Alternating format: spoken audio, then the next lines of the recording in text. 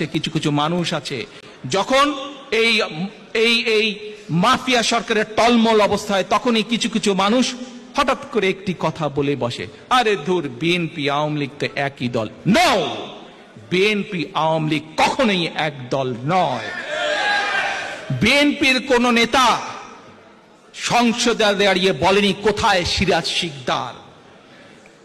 বিএনপির নেতা বলেন কাজে বিএনপি এবং আওয়ামী লীগ এক নয়। বিএনপি নিজের দলের লোকজনকে বিলিয়নিয়ার বানানোর জন্য কুইক রেন্টাল প্রজেক্ট করেনি।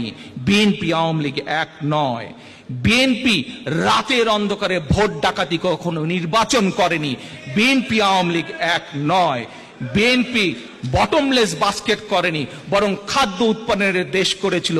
বিএনপি আওয়ামী লীগ এক নয়। বিএনপি বিরোধী দলীয় নেতাকর্মীদের গুম খুন করেনি, কাজে বিএনপি আওয়ামী লীগ এক নয়। খালেদা জিয়া কখনো বলেন নাই যে এর অবস্থা